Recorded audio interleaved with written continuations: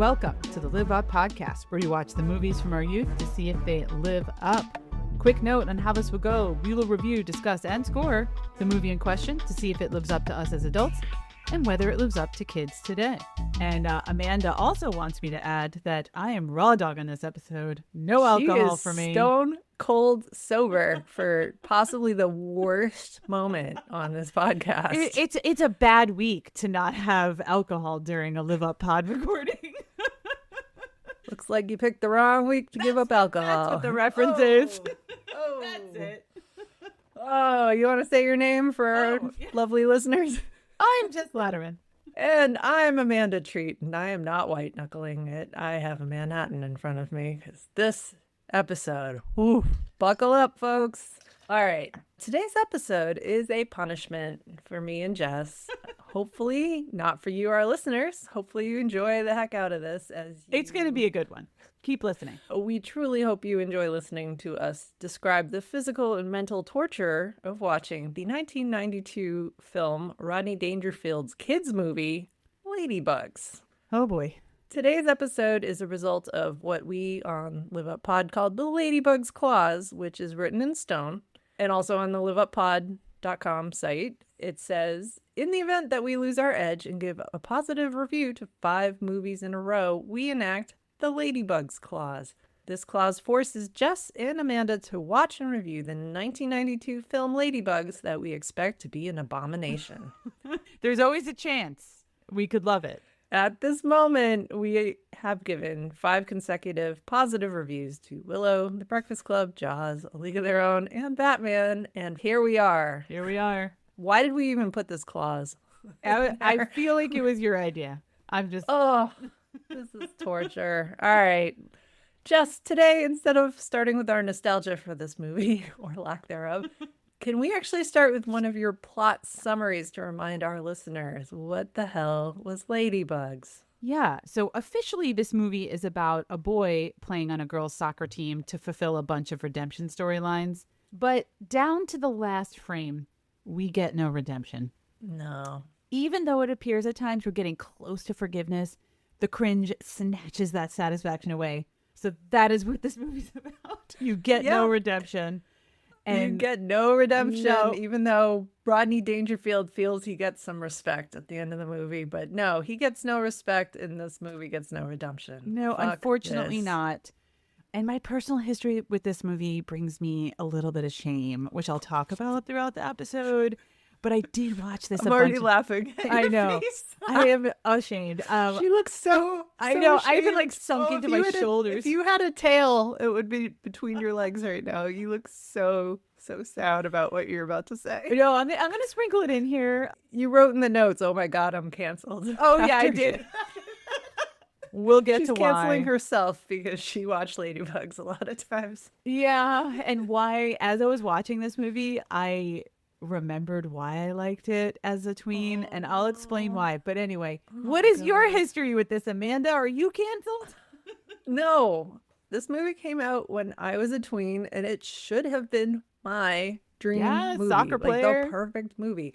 I played a ton of soccer, and I had a big time crush on actor Jonathan Brandis, who's in this movie, because he was in Sequest, and because my friend Julie and I used to like look at his picture in Tiger Beat magazine or whatever those like tween magazines are, with his very big blonde hair. I don't know. That was the haircut of that era. It was like, very early 90s. Yeah, I went through all the boy bands, and guys in my high school had that haircut. It's coming back. So I thought he was super dreamy, and I played soccer, and there were no girls' soccer movies leading up to this point. So how could they possibly f this up?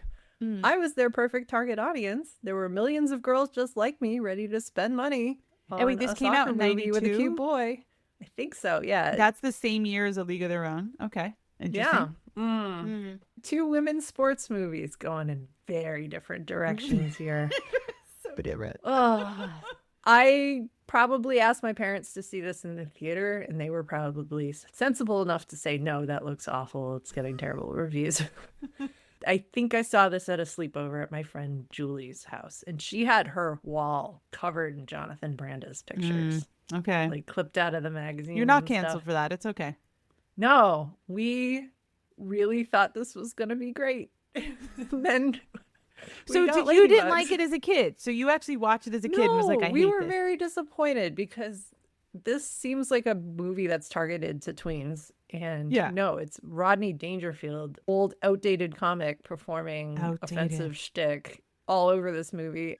So my opinion is they could have had all my money and they fucked this up so badly that no, they get none of my money. Yeah. I'm doing the quickest nerdy notes possible. Let's micro machine voice this. This movie was shot in 11 days with a budget of $20 million. And rewind, 11 days is a student film. Not even. I've worked on student films that took more than 11 days. It's like quick. No time, no effort put into this movie at all. The weird thing I did see is the director of this is Sidney Furie, who is considered good at one point in his career and then considered terrible. Like, he won a BAFTA award. Oh, wow. He was nominated for a Palme d'Or at the Cannes Film Festival at one point.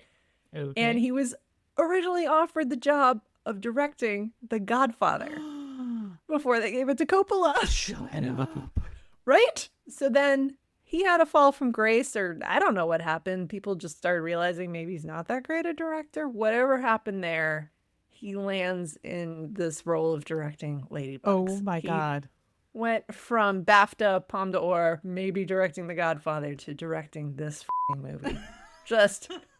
That's a fall from grace. Like, that hurts in my heart. And I'm not even cheering for this guy, but wow. That sucks. So this movie has an approval rating of 14% on Rotten Tomatoes. Woo! Hey, listen, there are movies that then are hated and then come back in like a campy way. So, you know, you never know. This is not the room. Some of the users on Rotten Tomatoes, I can't tell if they're posting ironic positive reviews or not, giving it that little 14% bump up. But someone wrote, a perfect movie that still holds up today. I would love to see this made today. Dangerfield and Brandis are great on screen. And I'm assuming that's just a joke. Like, yeah, it has to be. The way people review that Three Wolves Howling sweatshirt on Amazon. Oh, yeah. Like, this is the sweatshirt I've been waiting for my whole life. Like, what the fuck? That's really all I got, because I just could not spend any more mental space on this movie. You know how they say, like, a hot dog, every time you eat one, it takes 34 minutes off your life? I feel like viewing this movie has taken, or like the Count in The Princess Bride, where he's like, I've just sucked 1 year of your life away. Like, I think this movie has sucked more than the 2 hours we spent watching it out of our lives. It's possible. Like, it's possible. We've damaged our psyches. Yeah. Let's tell people why. All right. Usually we go character by character with an occasional chronological if it's like a quest movie, but this movie we're gonna go problem by problem because there's just no other way to talk about Ladybugs. But there is like a walking problem, which is there is one main character problem, and that is Chester Lee, who's played by Rodney Dangerfield. Bada bing, bada boom. That's his humor. The entire success of this movie was hinging on the audience finding Rodney Dangerfield to be funny. And that is quite an ask. Yeah, he plays a guy who's like, you know, trying to get a promotion. He wants to marry his girlfriend, even though he looks like 40 years older than her. So poorly written. He does business. He is a sales guy. They don't explain what. Yeah, and he is terrible at selling everything throughout this movie. Like, he just cannot win an argument. He reminds me of on BoJack Horseman, that time they actually put 3 kids in a trench coat and had them pretending to be a business person. Like, I do business. I need a phone call. It just was hilarious. That's what his job seems to be. He does business. He needs a phone call. Yeah, and he has a girlfriend who has a stepson who is Matthew / Martha, whatever. I mean, that's the basic premise. And he's like stuck in another era. It actually shocks me that this is even from 1992. So outdated. So for anyone who's listening and does not remember who Rodney Dangerfield was, he was a comedian from the late 1960s who at the time, or the 1960s, was considered to be like fun and raunchy and pushing the envelope. But he really like peaked around 1980, maybe. He was in Caddyshack and he did a bunch of like kind of raunchy screwball movies. But this is 12 years later, and it's just been beaten to death. It's so old. Boring. Yeah. And washed up. And yeah. So like people are going to listen to us and think we're clutching our pearls because, oh my God, he's so offensive. And yeah, his jokes are sexist and they're racist and they're homophobic and they're just flat out stupid.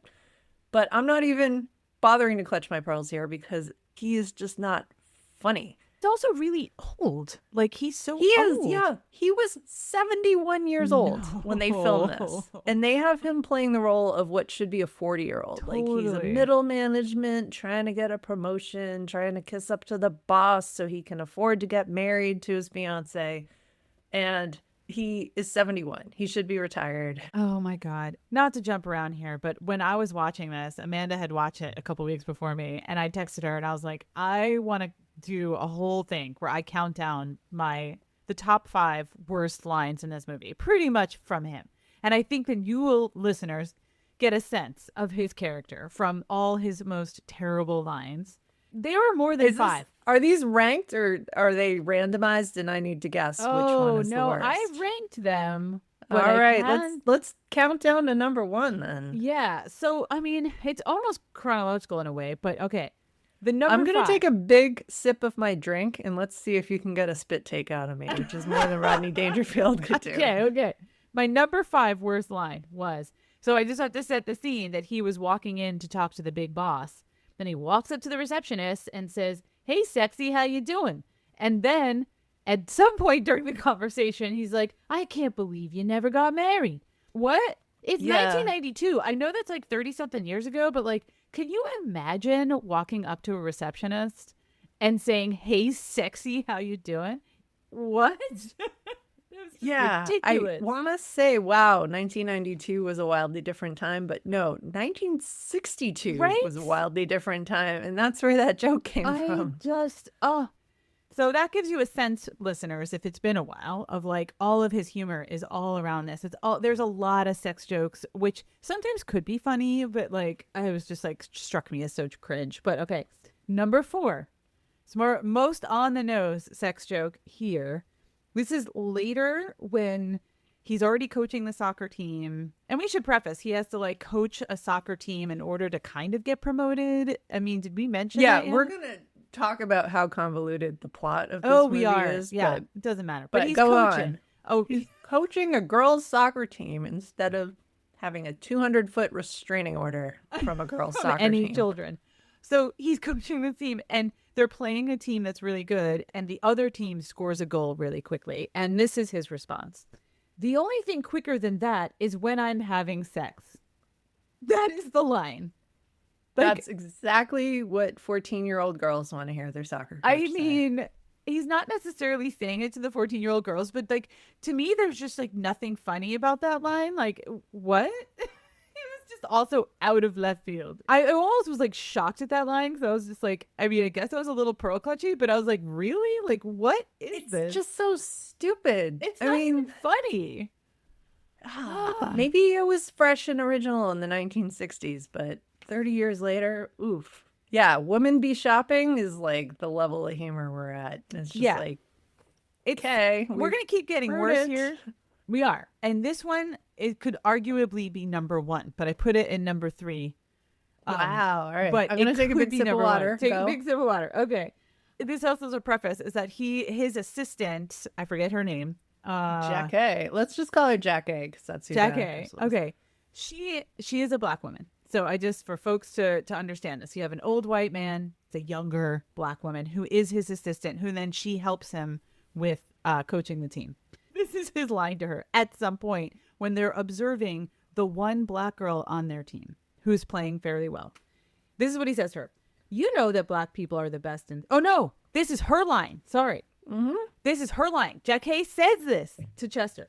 "You know that black people are the best at sports." And then Chester asks, hey, he gets offended at this statement. And he goes, "How about hockey?" And then goes on to list all these other very blue blood white sports like, water polo. It was like regular polo. Or regular polo. On horses, yeah. But what about rowing? What about, it was again, just very expensive country club sports. That could arguably be number 1. But that one had my jaw on the floor a little bit.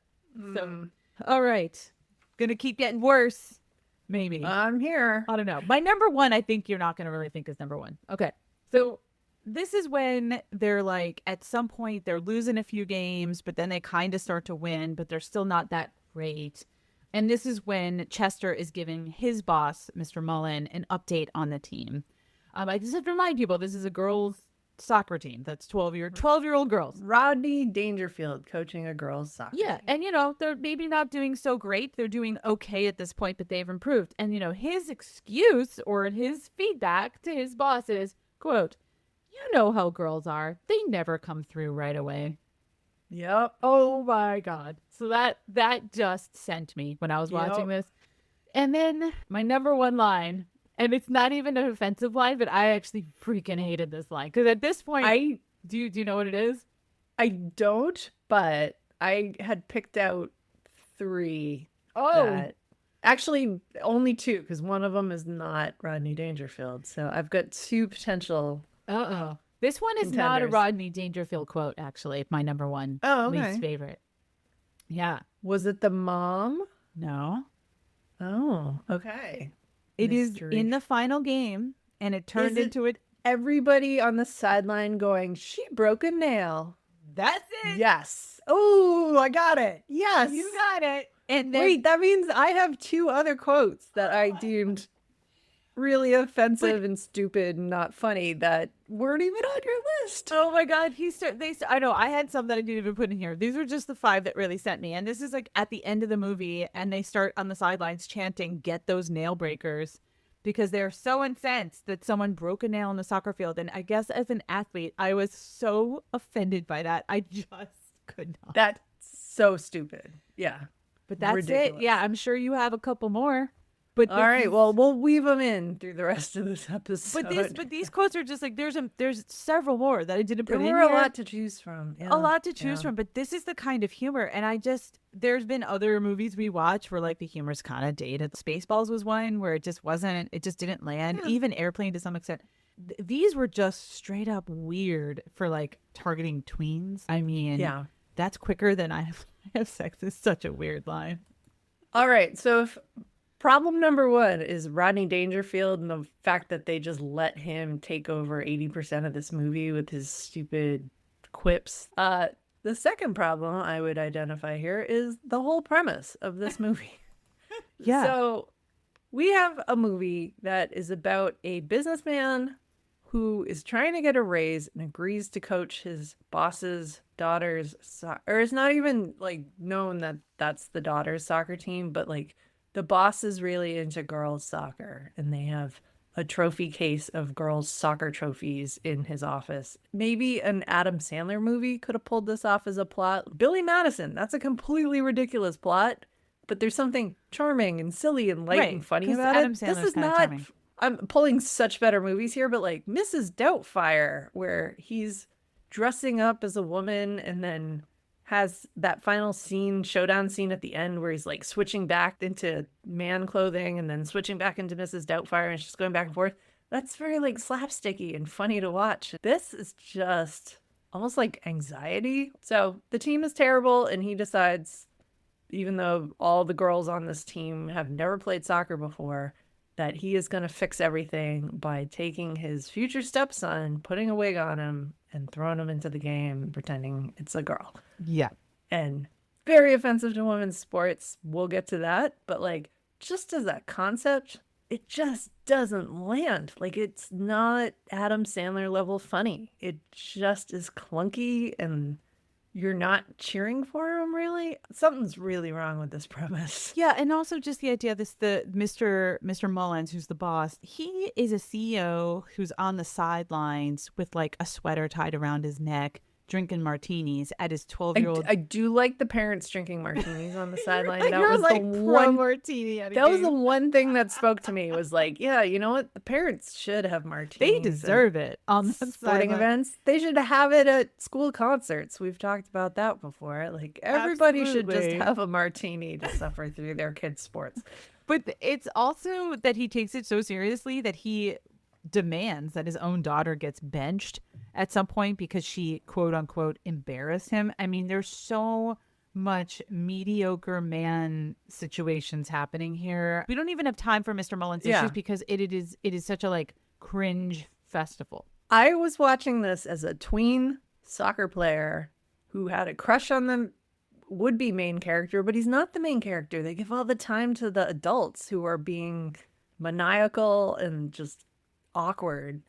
But what's coming across from this movie is that girls suck at sports, even though they do go out of their way to say this is a team full of people who have never played soccer before, and that they have somehow landed on what's supposed to be the dynasty of club soccer in their area. It just, none of it makes sense at all. None of it makes sense. And the gall of this movie to be like, some random boy is going to be the star of a girls' soccer team that's supposed to be good is the shittiest premise in the world. It is. It's one random boy. And we're not talking about like trans sports stuff. Like that's not even in here. Except, well, it's not in here, but I think, and I'm jumping way ahead here, I think so many of the people who are our age, who are out there right now, who are like, I don't know, maybe there shouldn't be trans women in women's sports. I think they have this movie rattling around in their head. Maybe. Like a f***ing pinball machine. Hi, Seth Moulton. Did you watch Ladybugs when you were a 12-year-old? And now you're going out there making statements about, oh, I don't want boys playing on, but this against my girls. To do with trans kids. I think this movie's legacy, honestly, I think some people think this is what trans sports I mean, that's about. a good point. Like, that's probably what they think. But then if you they think have no that, understanding. Right. And I could get on my soapbox here. No, I think the soapbox deserved. If that's what you think, then you think girls are shitty at sports. That's what you think. I mean, yeah.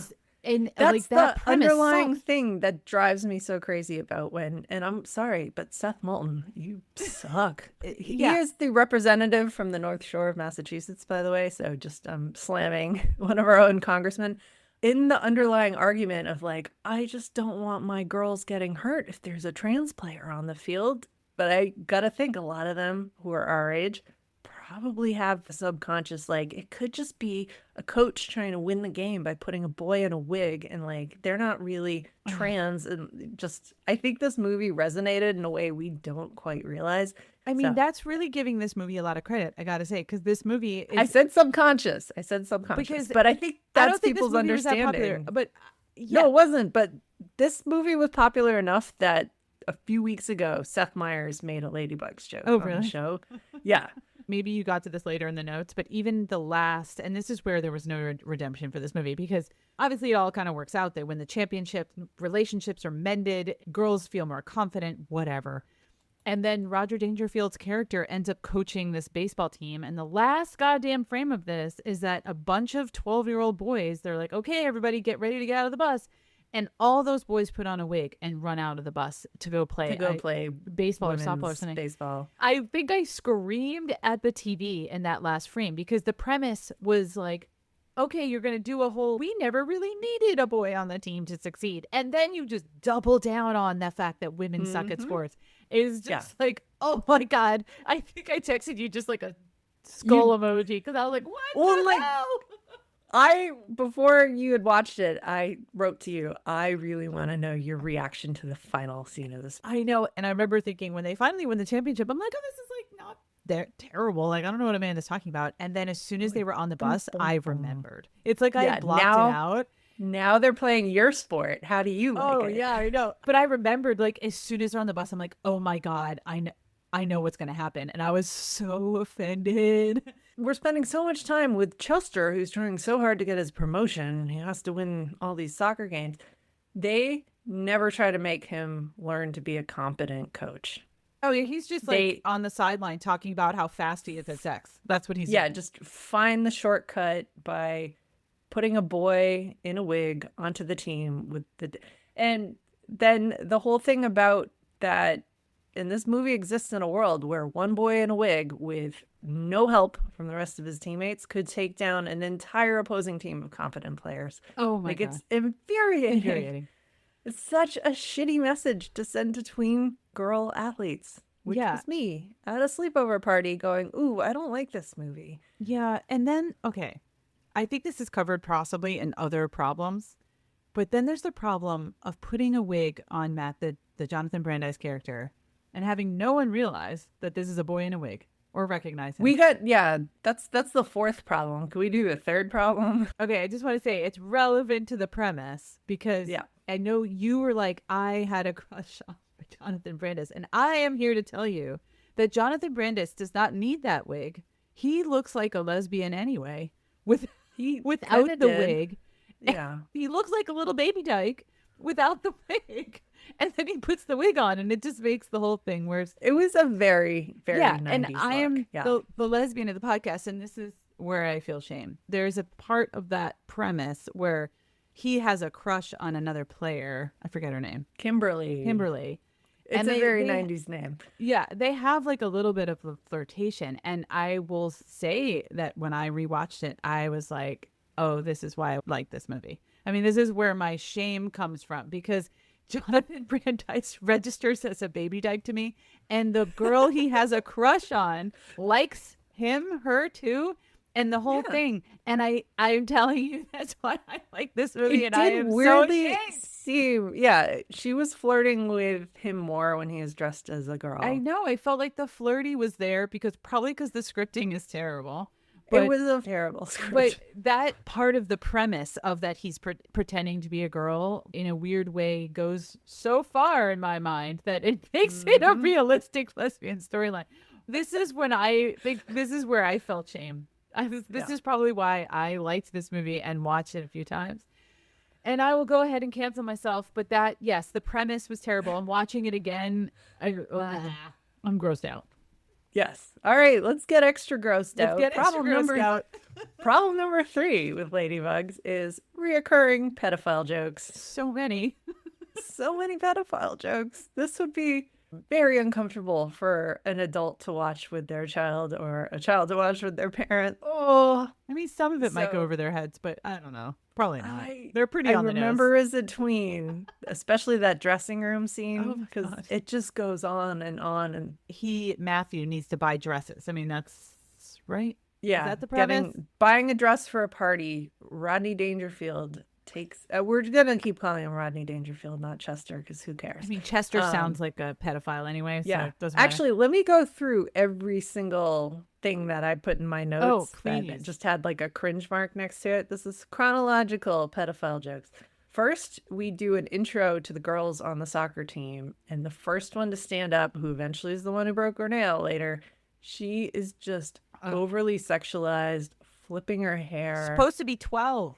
Yeah, and an adult man wrote this script. 100%. It's so cringy. So starting with the character or the player introductions, and Rodney Dangerfield with his bug eyes is like, ooh, like, ugh, oh, his stupid bug eyes. All right. Then we have a scene of Rodney Dangerfield picking up Matthew, his future stepson, at school, and it really sounds like he's kidnapping Oh my him, God. to the point that a teacher actually intervenes. Matthew, you okay, Larry? Yeah, he's like following him down the street. It's so weird. Who's this creep trying to lure you into a car? This does not look appropriate at all. So we get that. And all of these, ha ha ha, isn't it funny? There's a misunderstanding. It's like, no, because there's so many pedophile jokes. It's just reoccurring. Like, yeah. You can't have a pedophile theme in a kid's movie, though. So gross. Yet here we are. All right. The big one is this dress shopping scene. We're trying to disguise Matthew as a girl, and he's going to have to go to like teen parties outside and not wear his uniform, blah, blah, blah. So Rodney Dangerfield takes him shopping, and they're in a dressing room together, forcing a dress onto Matthew, and everything about it sounds like there's a child being raped in the dressing room. 100%. And there's a parent and another child sitting outside, just like widening their eyes, like, oh my God. Oh my God. And they're saying things like, that's too tight. It hurts. Like, oh my you'll God. get used to it. You'll get like, used to it. And just noises. It's not funny. I mean, how could that be funny at the time? It's so gross. It was never funny. Yeah, it's just disgusting. And then Rodney Dangerfield comes out of the dressing room and like pats her kid on the head and is like, what a cute little child. Which like also is just a weird thing to do. But yeah, just Then there's a character on the soccer team named Penny who's kind of the nerd. And this normally almost made it into my top line. But this is so creepy. Yeah. Normally you would have someone else give her the pep talk, but Rodney Dangerfield is giving her the pep talk. 71-year-old Rodney Dangerfield sitting next to her, telling her she's so pretty. Why don't you take your glasses off? Why don't you let your hair down? Oh, you're so pretty. And it just keeps going. But he even says, when I was a kid, I would certainly ask you out on a date. When I was your age. When I was your age, that's what he said. I would yeah. certainly ask you out on a date. And I was like, in what universe is... You're 71. You have not been her age in 60 years. And she's like, thank you. I feel better now. Tell me the 12-year-old who would not feel completely creeped out and have a total like fight or flight response to that comment. But this screenwriter thinks that we're going to echo this scene with, in the final game, this character Penny is finally got the ball and she like pulls her hair out of the ponytail and like whips it around and says, I'm going to do this for Coach Chester. Like she's had this crush on this bug-eyed 71-year-old the whole time. Like it's the weirdest, grossest, icky, like it's so icky. But then, all right, one final pedophile scene that actually was so offensive it got removed from the release when they sent this movie to England and like other places. Chester, Rodney Dangerfield's character, gets kicked out by his fiance and is sitting in a bar. Oh, this was so weird. And the bartender's like, everything's repairable. Just tell your lady how you feel, or some generic advice like that. And what'd you do? And he says, well, I took her son, dressed him up as a girl, and talked him into playing with me. And then you see him get thrown out of the bar because the bartender assumes he's a pedophile, which he really, at this point in the movie, kind of is. Also, there could be something funny about misunderstandings, right, that aren't really there. But, like, this is just straight up weird. There's not even a funny misunderstanding. Yeah. Of course he kicked him out of the bar. What about this is funny? He wasn't even trying to go for a misunderstanding kind of slapstick. Yeah. It is just weird. And I cannot believe when I saw this at age 12, I guess I forgave it. However, my controversial take is actually the pedo stuff possibly bothered me the least in this movie. I mean, there are other things that bothered me so much more than this. Down to like the weird Mormon looking child bride dresses that for some reason Jonathan Brandis has to wear and everybody has to wear. He does look like he's going to Easter Mass. I mean, he's going to Easter Mass with all of his fellow sister wives for the head of the church. So many florals. So many florals. It's so weird. So anyway, all the things you just listed out are bad, but I think that the other things are worse. There's other bad things. Yeah. Now we have a whole list here. In fact, let's move to number 4, which I call, this is the dumbest timeline. Everyone is incompetent. My notes for this movie are just peppered with like all caps, my handwriting. Oh my God, everybody in this movie is so stupid.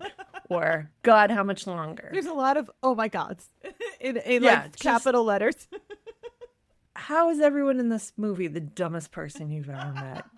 You don't recognize that this character Chester is making up the fact that he understands anything about soccer when he is just fumbling and making up words and can't describe the game. Don't you feel like that's just like mediocre man says that he is good at something and then everybody goddamn accepts that that's true? There's no question. This is the idiocracy timeline. Like nobody's going to question anything in this timeline.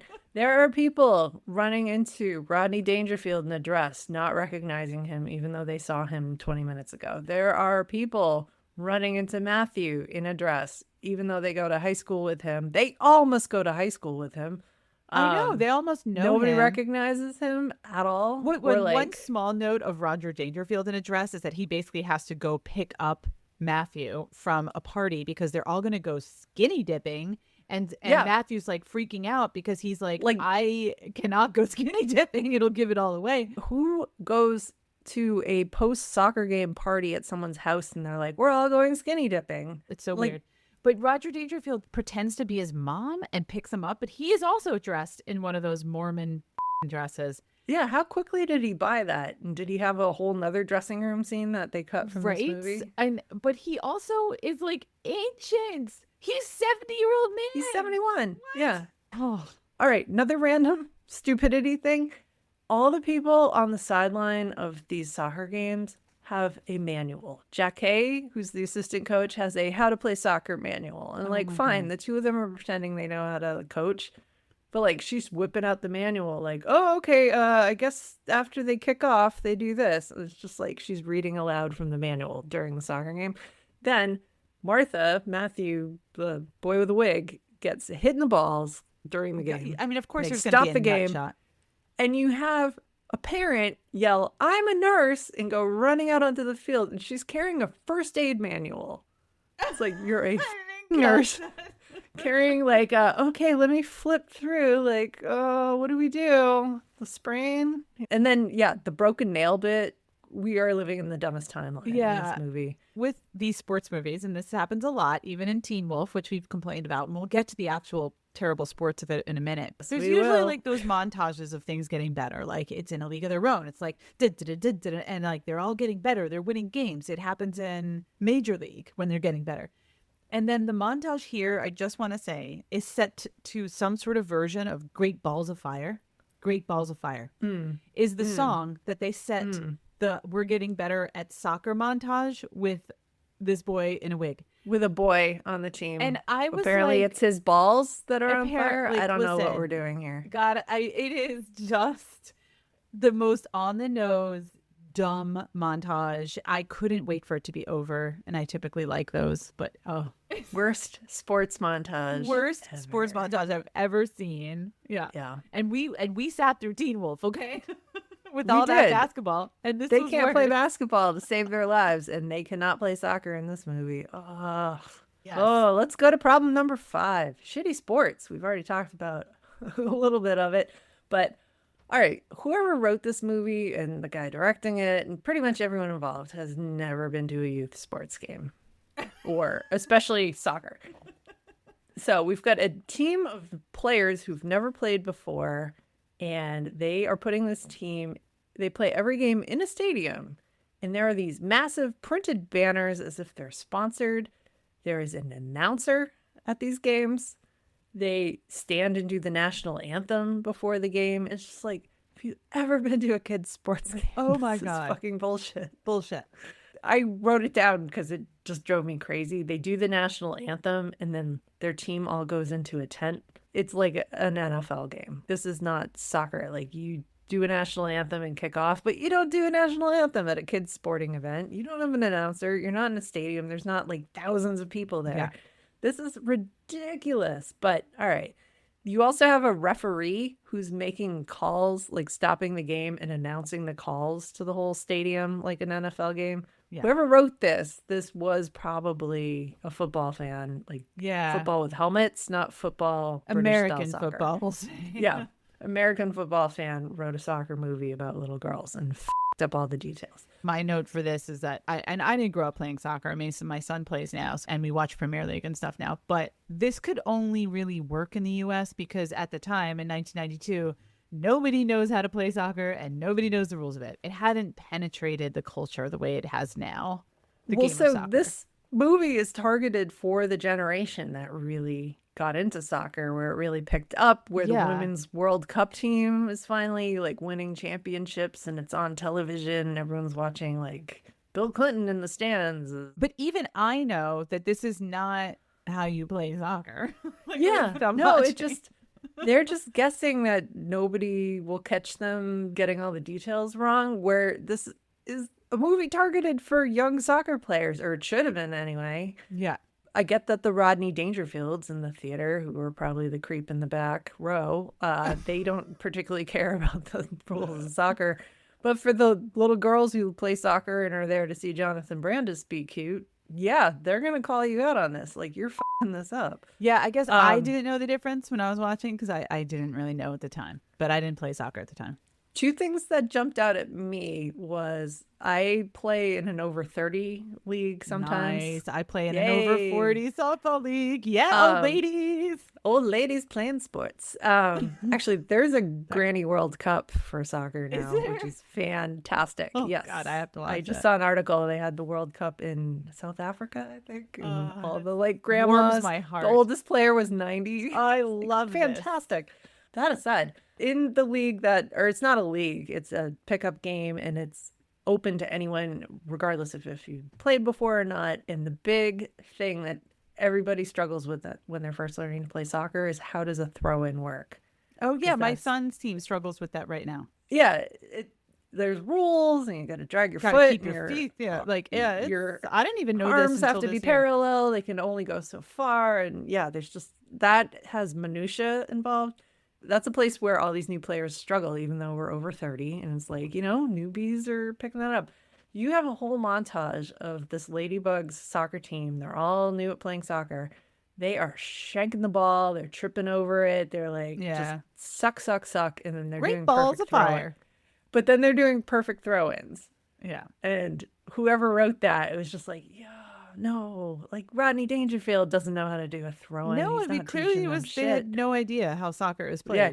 Jack A with her manual is not teaching them how to do that. And then they play a team where there's this very kind of tough, I assume she's supposed to be like a lesbian stereotype of a coach on the other team. Yeah. She is wearing an actual branded U.S. soccer hat. I did notice that. Why are you dragging U.S. soccer into this? know. Why would you go get the clearance for that hat?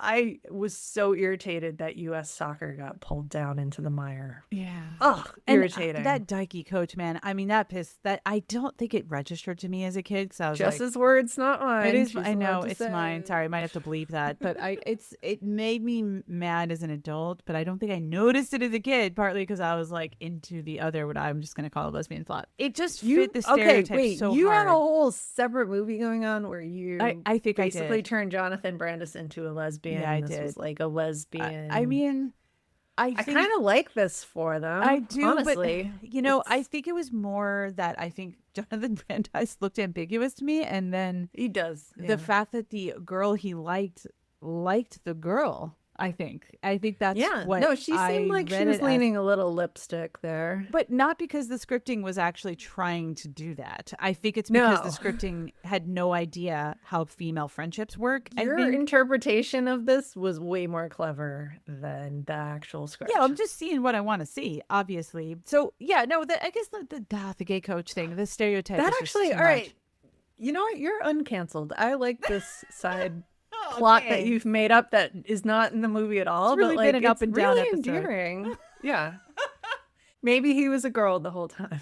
It's really the other girl's attraction that I she registered. does. But Jonathan Brandis separately looks like a gay woman in my mind. A little bit. He does. Other gay women now will watch this, or if you remember watching this, I'm curious if they liked that about this movie.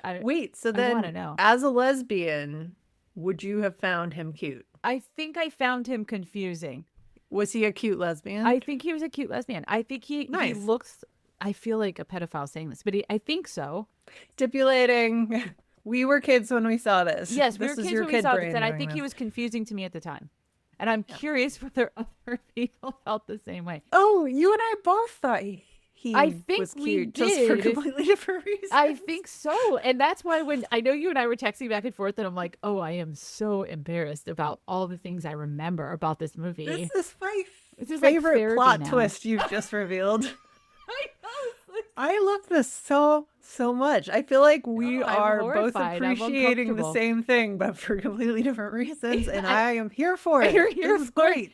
But okay, so this is the weird thing. I don't think I ever found Jonathan Brandis attractive generally outside of this movie. Okay. Yeah, this is a weird plot twist. I must have buried this film in my mind of like, Listeners, you can't see how much I'm grinning here. I know, and how uncomfortable I am. This interpretation is so much better than the actual movie. I love this. Yeah, I guess I was watching a totally different movie. There's nothing here for the gays. One could say, hey, there's no gay in this movie and complain about it, but I would not want to tarnish gayness with this abomination of the movie. No, I think stay away. Stay away. Stay Keep it clean. far away from this movie. Yeah. Heteros and gays just don't go near this movie. Yeah, so thanks for uncanceling me. I appreciate it. All right. Do we want to go to some random thoughts? I know we didn't even dig in on most of this, but again, every time we spend time thinking or dwelling in this movie, we lose 34 minutes from our lives. Oh my God. So I have a couple. So, okay, I'll start with one where I didn't watch this with my kids, I sort of was That's gonna. very smart. Yeah. That would have been Oh my so God. uncomfortable. You couldn't pay me to watch this with Isaac. I mean, this is not the message I need for him to hear. I would be okay with Lily watching, and she actually watched the trailer with me before I was gonna just like watch on my own. And so she watches the trailer and was like, gave me this look, like, no. And like she kind of wandered. Good reaction, Lily. Yeah. And she was like getting ready for bed. So she would like wander in and out as I was watching it. And at some point she looked at me, and this is the quote. She goes, "Wow, that's really stupid." And Yes. I don't even know what she was referring to. Yep. So that's one random thought. It's just so you know, like a tween reaction to this. I think that was a totally appropriate reaction. So good job, Lily. No, totally. And then this is my other thought as I was watching this. Okay. To Jason Sudeikis, whatever, Ted Lasso, did he see this movie as a child and then make it his personal mission to create like a fish out of water soccer coach type of show that just sort of makes this storyline okay? And that I sort of like attached that thought to my head that That's so wholesome. You are coming up with such better, like, variants on the timeline than this actual movie. I mean, that's so much did better. you watch this and think this movie's an abomination, but this gives me an idea about a fish out of water soccer coach? All right, now I'm having this mental puzzle of, if this movie didn't exist and there was no Ted Lasso, would that be better? Oh my God. We're going to Back to the Future this. Yeah. Whew. Yeah. I If love this Ted movie Lasso. is a causation for Ted Lasso and Ted Lasso wouldn't have existed without it, Yeah.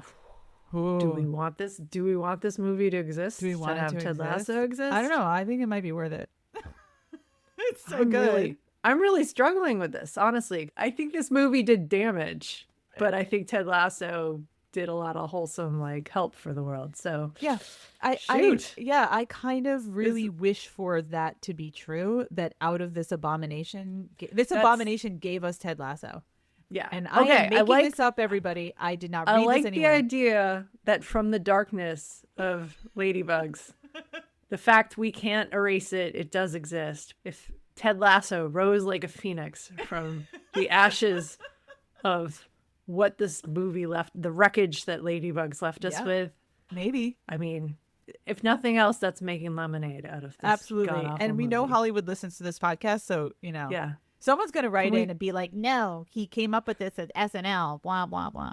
Whatever. Be like, Shut you up. know what? Shut up, We listener. needed to make meaning out of the fact that this Ladybugs movie exists. Yeah. Those are my random thoughts. I came across a fun fact that does not undo the existence of this movie, but they originally offered the Jackie role to Whoopi Goldberg, Interesting. but she couldn't take it because it conflicted with her accepting the role in Sister Act. Ooh, good move, Whoopi. Oh, Whoopi. Good move. Whoopi, you saved your career. Yeah. Because I think Sister Act was like one of the top grossing movies that year. Like they came out at the same time, like Ladybugs Oh, that's and Sister right. I Act. think that Which made her a one would you superstar. rather be in? Oh, my Would God. you rather be? Oh, my God. Oh, Do we all right. even need to go through the cringy stuff? I know at this point we talk about things that suck or are cringy. I mean, I don't know. I just wrote that Rodney Dangerfield needs to shut the up. This movie is gross. That's what I wrote. That's what you wrote. But was there anything you liked about it, Tree? Them drinking martinis. That was it? That was the thing That was pretty much it. So I did have one thing that made me genuinely laugh. Take it for what it is. But at some point, Roger Dangerfield and Jackie like are in Jackie. they're in the elevator, and I guess Roger Dangerfield's looking at wedding invitations because he's going to get married to his girlfriend. And at some point, someone walks into the elevator and just misinterprets it that the two of them are getting married. So again, you have an old white man, young black woman. This rando launches into this whole like essentially a love is love speech to the two of them for having like an interracial marriage. Which would be so much more appropriate if this were actually a movie about like a budding lesbian soccer player and But I found like, it genuinely falling funny. in love with their teammate. Love is love. Love is love. More but it's appropriate. like- this is where the misinterpretation was like weirdly funny. And she was just going to be like, I'm going to be so modern and say that I'm so great. I'm so excited about this possible marriage. I actually laughed. I thought it was a Okay. little funny. We'll give you that. Any moment of like levity you That's got it. out of this film, I'm Listen. not going to take that from you. There was slim pickings here. There's very slim pickings. This is a deeply unfunny movie. All right. Well, shall we move to closing arguments and closing thoughts? I have a closing argument. I mean, the word argument is doing a lot of work here, but I have a closing thought. All right. Fire away. All right. This is my closing thought. And this references back to some of our other movies. I'd rather have Jack Palance from Batman as a boss, who, by the way, sets up the Joker to try to kill him.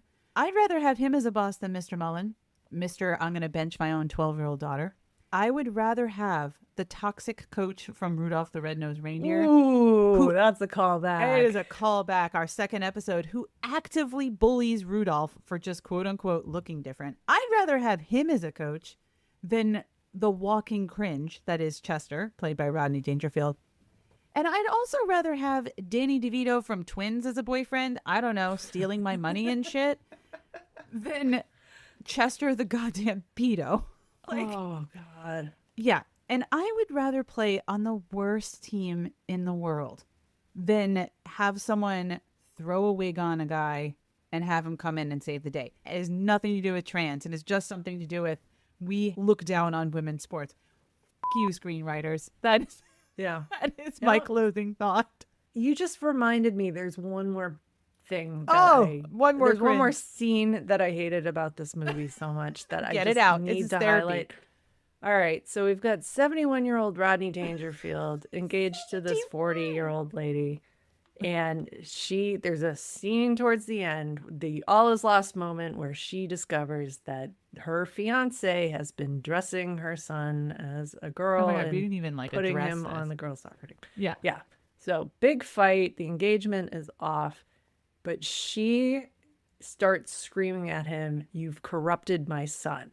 Oh God, I don't remember this. It stuck out to me. She had such a oh my God, you've made him gay. You've made him trans. I mean, trans was not something that was in the vernacular at the time. The premise of this is weird in the times we're living in. It has nothing to do with the things that people yell about and that MAGA yells about. Watching this movie in these times hurts a little because of that. My best case scenario for the screenwriter was that the pitch was, I'm going to rewrite Some Like It Hot, only it's going to be a girls' soccer team. Ooh. And your flaws there are... Some Like It Hot is a great movie. It's a great movie. Yeah. With guys who are, hiding from the mob. Basically, Sister Act only. Yeah, exactly. It's more Sister Act than this movie. But the idea that, okay, now make it children is just disgusting. It's just weird. Yeah. Also, I was thinking the other day, right around the same time, there was a movie that came out called My Father the Hero. Oh, I don't know. Do you remember that? No. With Gerard Depardieu and Catherine, what's her name? From Knocked Up?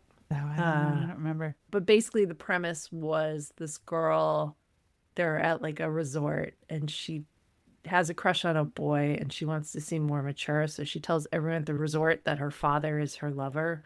Oh, God, and she's that is 14. so weird. So that there's all these gross pedophile misunderstandings. And was that where we were in 1992? Oh, it's so weird. My closing argument is early 1990s, all these creepy movies, pedophilia, not as funny.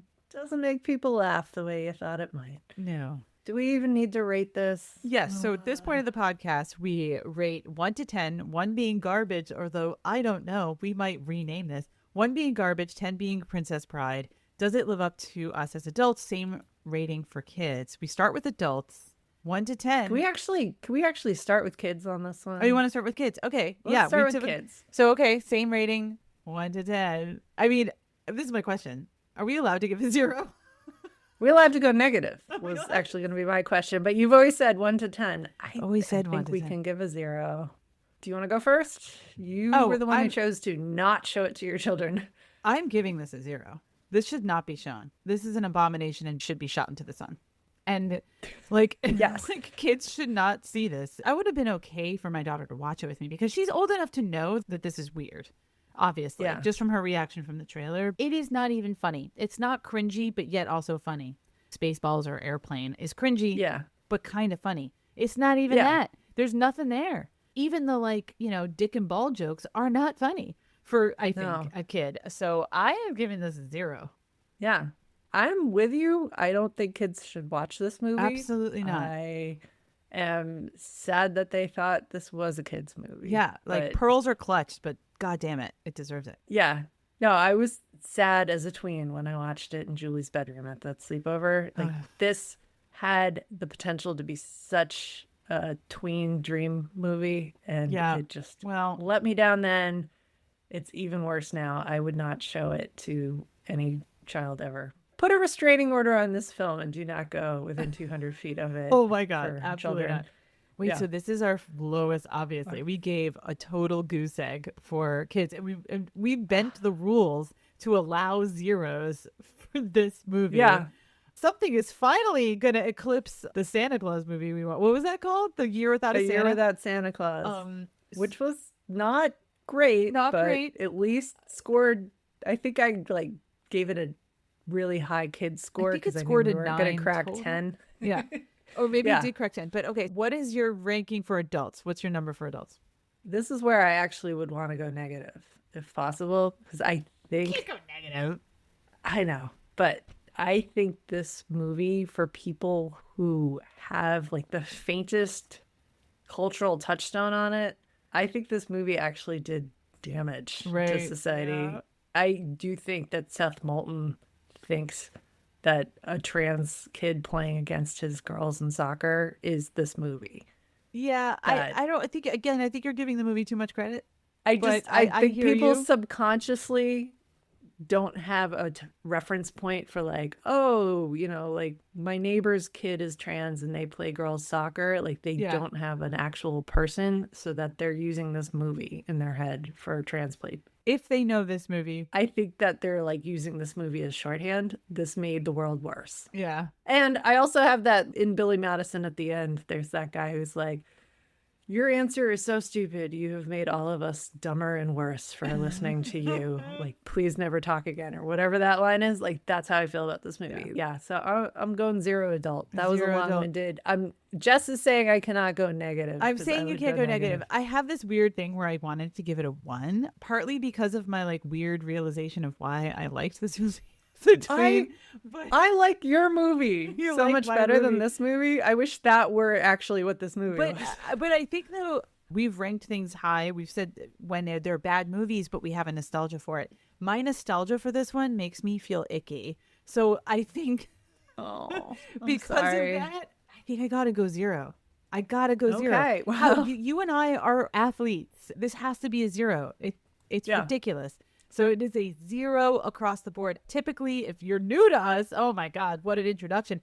This wouldn't be the episode to start on, but we're glad you hung in there. We typically then have a final question of we ask whether this lives up or not, regardless of the score. No. But I already wrote no. No, in the most capital shouting neon letters. There's no way this lives up. It is a 0. No movie could be worse than this. Ever. This is when we watch the worst thing we've ever watched. So, folks, listeners, we took one for the team for you here, so you don't have to lose 34 minutes to however amount of time in your life watching this movie ever again. It's not worth it. I do want to know, especially from like the lesbians, if any of them are listening, what you thought of this movie as a kid. I am curious about that. So at LiveUpPod on all the socials. I love the alternative universe so much better. Yeah, I know. I guess I do, but it makes me feel weird. Good God. Okay. Yeah. Don't show this to your kids. Restraining order on this movie. It's terrible. Let's watch something better. Let's do it. Next.